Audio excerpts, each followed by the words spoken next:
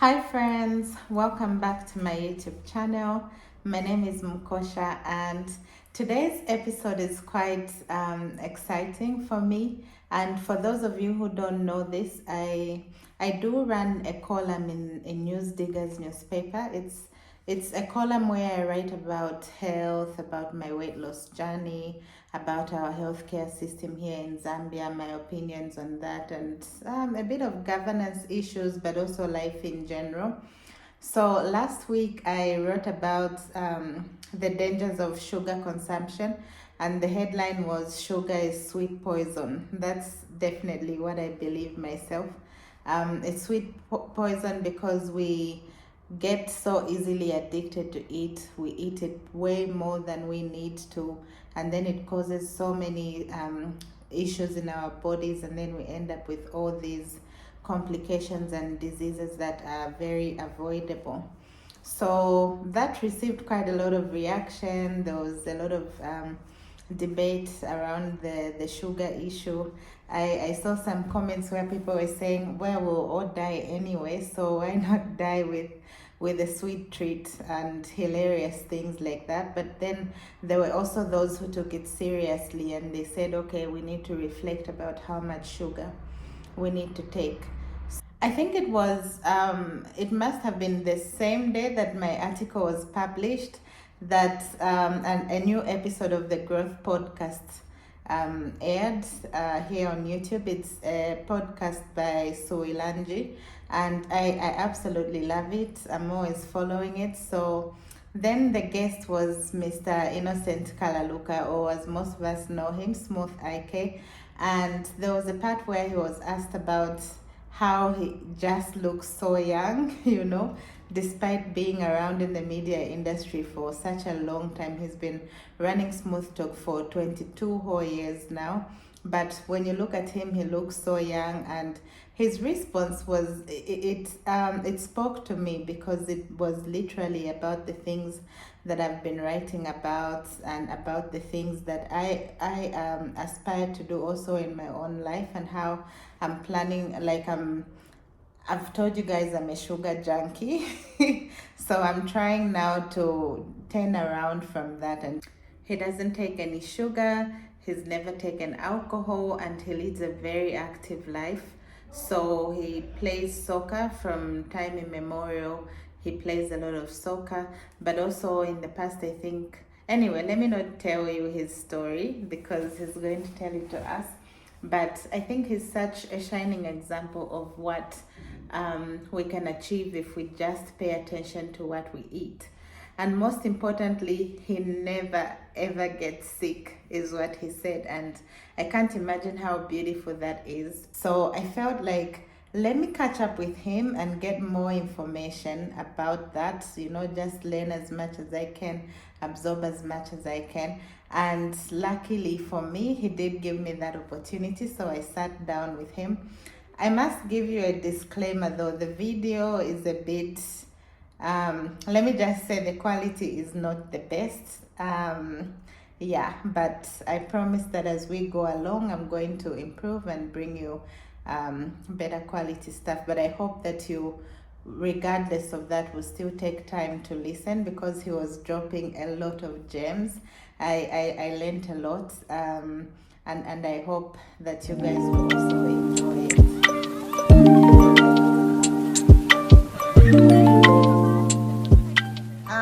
Thank you so much for agreeing to do this. Like I told you yesterday, I was watching the growth podcast, and then you were asked about how you look so young. And by the way, you look even younger in person. Oh wow.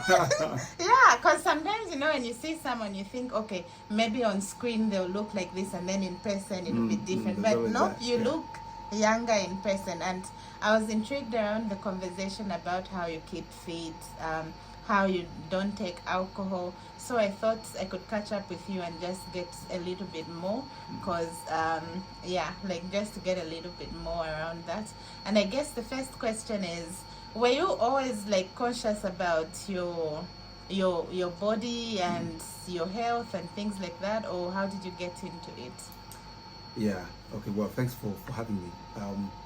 But no, I was not always conscious. I just happen to be very sporty. You know, I played a lot of football for a long time. I don't remember a time I never played football. So I think that helped, obviously, because it kept me fit.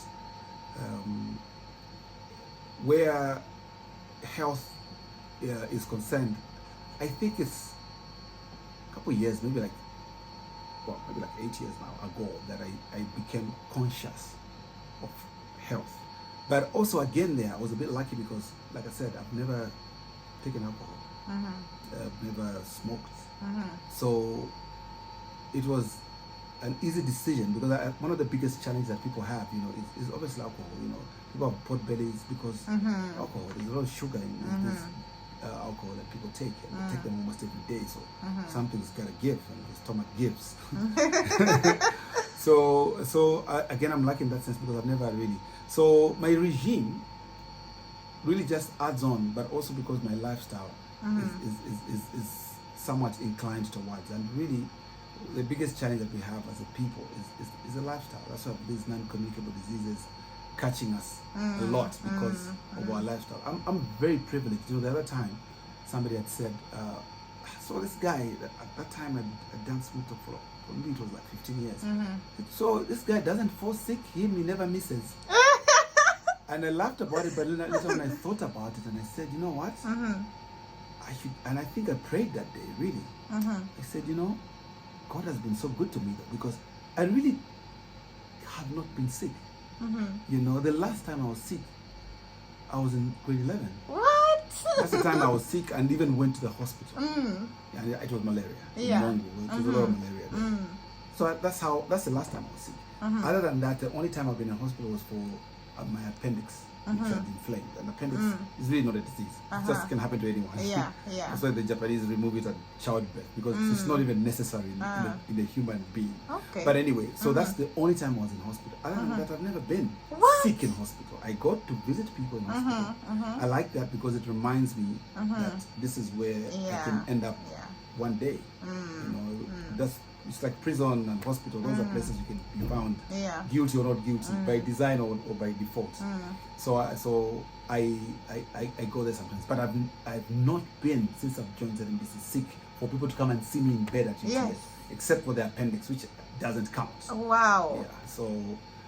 Yeah. So I've been lucky, but even after I realized that I'm that way, I decided, okay, but let me also enhance it, because my body somehow seems to be able to resist diseases. But let me make sure. So other than my football, I do a lot of cardio, self-gymming at home, and I watch what I eat. I stopped eating red meat like 5 years ago now. So it's just decisions that I've made, that I've decided that sugar, I hardly put sugar in my tea. You know, because sugar is one of the biggest issues that we have as well. Yes.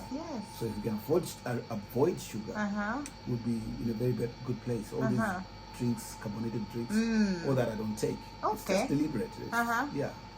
For carbonated drinks, you've never taken, or when did you stop? When did you? That one is an even longer time. It could be even 12 years ago. What? Yeah, that one is a longer time. I just decided to stop. Yeah, that's so amazing. I love the fact that you spoke about how you've never been sick, because one thing I've realized is that in our society, the older people grow, you find they start having issues like hypertension, diabetes, type 2, and things like that. And it's like it's been accepted as normal when it is not normal.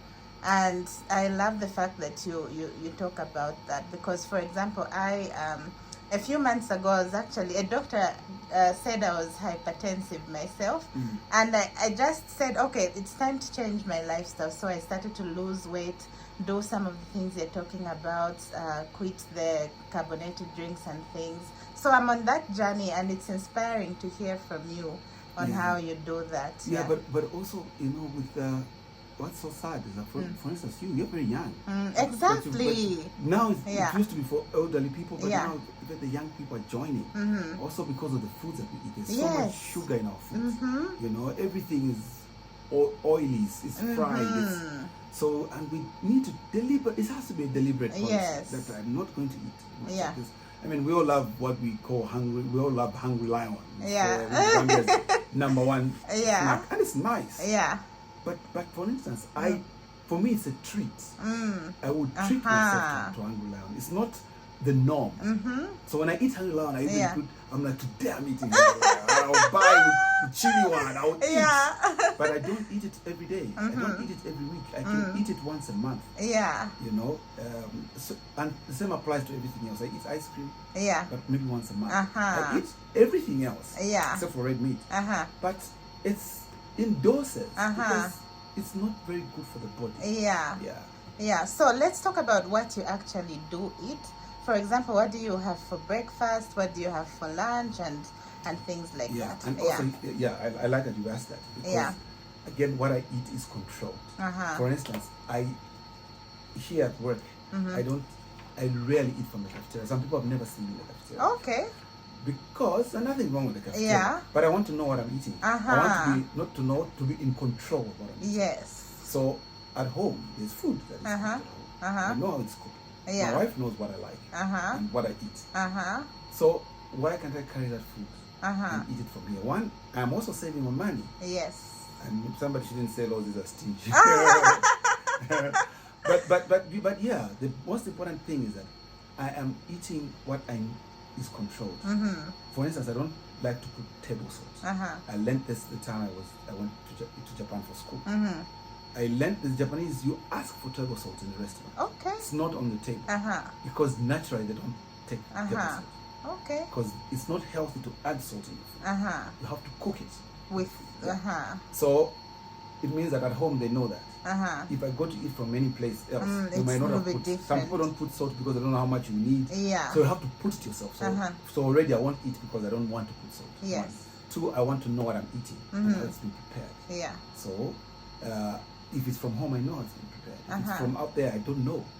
So I don't eat food from the cafeteria. I eat food that I have got from home because I know it's deliberate and I know it's made. I know it's right for me. So there's that. But of course, one other thing that I do, I take a lot of water.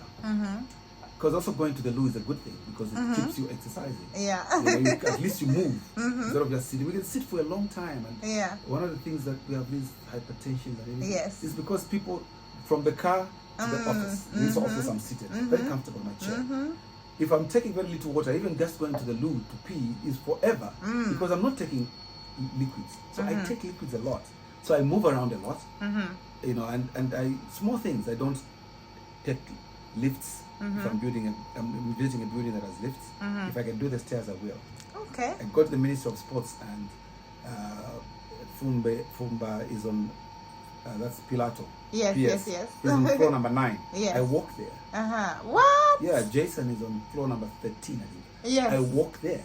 And by the time I'm coming down, I'm even feeling my legs. I exercise. There's a lift there. So as much as possible, as long as I'm not late, I will deliberately do certain things that make it allow me to exercise. So water, for instance, makes me exercise because I have to go to the loo.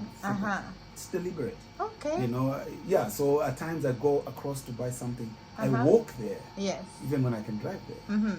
All that. So it's a little things that count. The body just needs to be active. I see the discipline extends far beyond the smooth talk. Into everything else. And I like that you mentioned the word discipline. Because that's all it is in the end. You know, we all know what is right. Even everything I'm talking about here, a lot of people know out there. It's just that to commit to it is the issue. You know, we always find a reason. Oh, I was running late. Oh, that's why I couldn't exercise. I was too tired. Exercise can be 10 minutes. Now you go on YouTube and you find a 10 minutes exercise to help you lose your belly fat. So you do that 10 minutes and sleep. You're telling me it was that late that you couldn't do 10 minutes. You're already late anyway. It's like people who drive very fast going home because they're late. Well, you're late. So better you arrive than be the late. You know what I'm saying? So you have to find time for your body.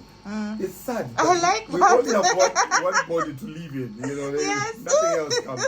There's no plan B for that. Yeah. So just take care of it. Yeah. You know, some people think sugar is what gives us energy, but you stay away from sugar. But you are so high in energy. Yes. You're doing so much. What do you think gives you that kind I of always energy? say, when people ask me if I take alcohol, I always say, no. I'm high on life. You know, just to be able to wake up in the morning is enough reason to be excited, because some people have been woken up that morning. You know, so you've been given another chance, and it's another chance to do what you failed to do the other day. There's a friend of mine, she always, on a status, she always ends her day by saying, not the exact words I can't remember, but she says, this is as much as we could do today. We'll try again tomorrow. You get? Yes. And then there's a movie called If Tomorrow Comes. Yes. Now mine is this. This is all we could do today. We'll try again tomorrow. Then for me, I would bring in the book If Tomorrow Comes. Yes. Then hello tomorrow. Like hello today. Yeah. Then now finish off whatever you're planning to do. Run with it now. So for me, the fact that I'm awake, I'm alive. Yeah. I should be happy to be alive already. There's a reason already to be happy, as opposed to be sad. Yes. Whatever the reason, whatever issues I had, the number one thing is that I have time to sort them out because I'm alive. So automatically I'm high. So I'm high on life because I've got life. Yeah. So yeah. So and again I mentioned about water. Water is very vital. First of all, it's a transport for whatever nutrients that we have. Yes. You know, it removes the toxins by way of the water you drink, and then you offload it. So I wake up in the morning, I drink water, just for my system to start working. Yes. You have to take water because you've been thirsty through the night, 8 hours. Some people sleep for 8 hours, I sleep for like 5. But there was all that period that you wasted. And also, even now, I can stay late, I can sleep late because my system is not tired. You see, some things that we put in ourselves really mess us up. Yes. So you need a lot of time to recover. I don't need too much recovery time. Yeah. Because it's like, and this is the strange thing about exercise. When you exercise, like when I'm very tired in the day, I make sure I exercise. Because I'll wake up fresh the following day. It's the strangest thing. Okay. Because I think you sleep very deep and the muscles really relax. Yeah. But every time, guaranteed, and any day you can take me up on this, when you have exercised, you wake up very fit, fresh the following day. As opposed to when you were tired and you slept, you wake up tired. Yeah. But if you exercise, you wake up energized. That's just the way it works. Yeah. Let's also talk about alcohol, because I feel like in our society now, it's become sort of like the norm. And if you don't drink, some people think you're uncool, like they can't even invite you anywhere and things like that. But what's your perspective on that, and what has really kept you away from the alcohol? Does it make you uncool, do you think? I don't know. That would be the next guy saying, "Well, I'm cool. Yeah. But no. First of all, I have no problems with alcohol whatsoever. I think it's good leisure, you know, for people. I think, and almost all, if not all, my friends take alcohol. Even my family. You know, it's the abuse really of everything. And even now, we're talking about sugar. All we're saying is that in moderation, everything is good in moderation. But people abuse these things. So when you abuse alcohol, you're abusing your liver. It's working extra hard to break down all that sugar that you have in there. So in the end, it will give up. You know. So there's nothing wrong with alcohol at all. And whether it makes you cool or uncool, I don't know. Sometimes there are people who, when they're high, they're actually very irritating because they keep talking. If you're in the club, they're talking to you like, you know, so no, alcohol is okay. Abusing it is wrong. Not drinking, I think, is not a problem. Really. Yeah. For, like I said, for me, because I'm high on life, so you'd think I'm drinking. I think I'm one of those. Where I'm with my friends who drink and they are now drunk because they're chilling. Yeah. Would definitely throw me in that category. And they always have me get a glass and then have my whatever I'm having, and they don't want the colored juices. Something that looks like alcohol. Looks like alcohol. I look like I'm also taking.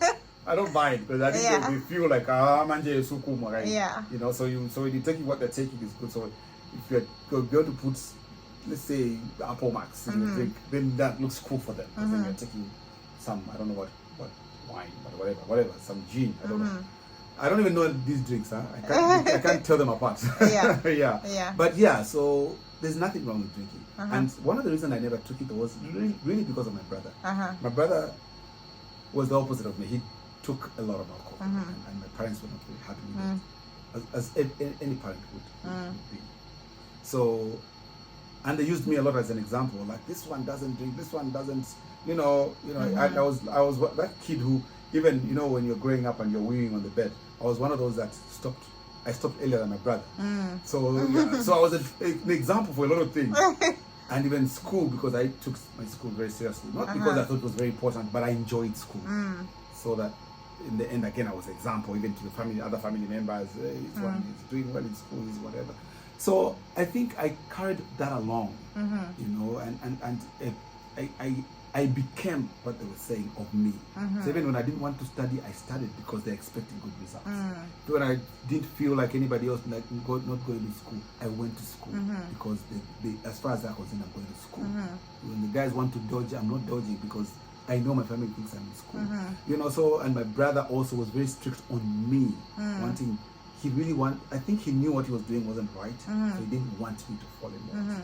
So the girls' issues, I took forever to get involved with girls, because he was making sure this one is too young. Yeah. He's too, he was really protecting me. I didn't like it that much that time, but I appreciate it very much now. I think that God sent that guiding angel, because he didn't really even get to his 20s, maybe 25. He didn't get to that. He died.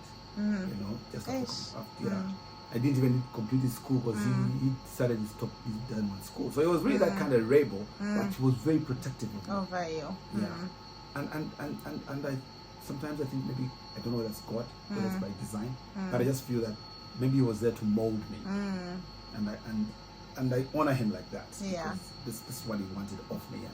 Yeah. Yeah. So I don't drink like that, not because I think anything is bad, but because that's how it was designed in the end, and I went with it. Yeah. So that's why I don't have a problem with people who drink, because it's okay. Just don't Yeah. abuse it, because that's not cool.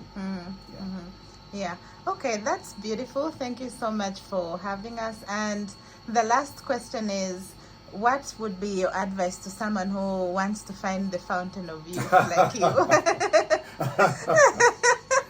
Oh man, I get, sometimes I laugh because sometimes I post something that I think is because I my postings, for instance, I don't post family, I don't post my food, I don't post stuff like that. I just post everything else but me, because I don't think, for instance, my family, my wife needs to be out there, my children need to be out there. A death in my family, I need to announce it. I don't need to do all that.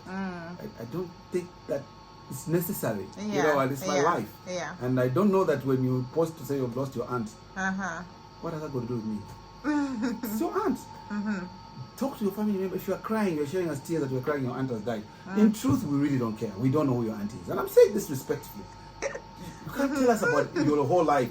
Then we do what? If there's something we're going to do about it, fine. Yeah. But if you want me to send you an emoji because your aunt has died, I can do that. It doesn't mean that I'm crying with you. The crying emoji. It doesn't. So really, it doesn't matter. You don't just do you. Just work on yourself.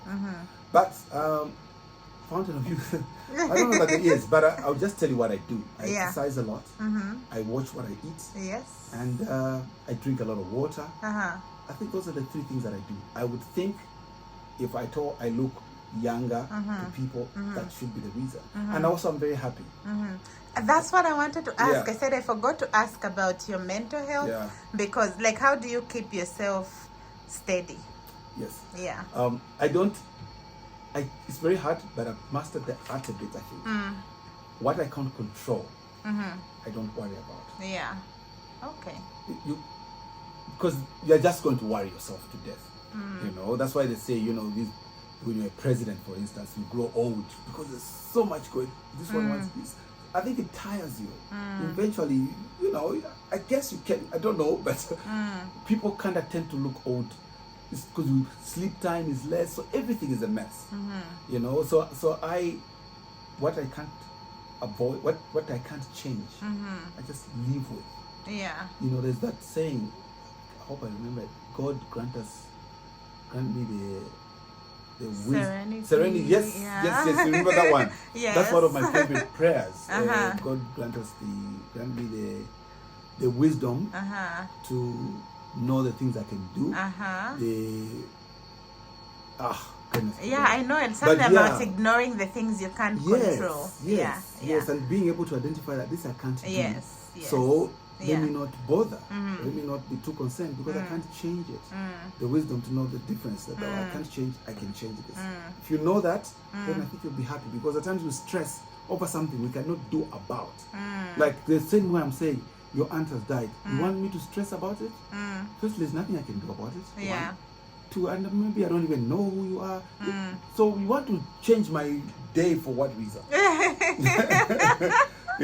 Even funerals, huh? Yeah. I don't think a funeral is an emergency. And some people, when there's a funeral, they jump up and go. No. I think that you can plan it out now. It's okay. So this person, this has happened. Let me take this. What can I afford to take? I think the emergency is sickness. Yeah.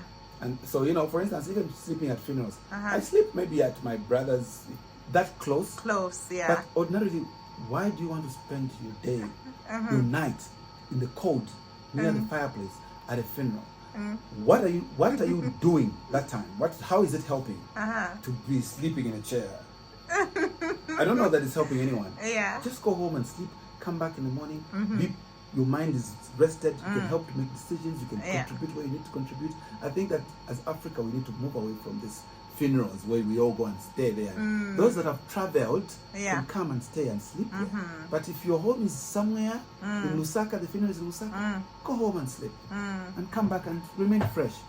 Because all these little things, even that can mess you up. Yeah. You're waking up, your body is whatever. Yeah, stress. Yeah. So why are you stressing? Yeah. Okay, thank you so much for having us. We really appreciate. Thank you for having me. Bye. Bye. If you've been a sugar junkie like me, you don't have to despair, because the benefits of quitting sugar today and really just being deliberate about what you're eating go far beyond, and you'll be able to reverse a lot of conditions that you might be having.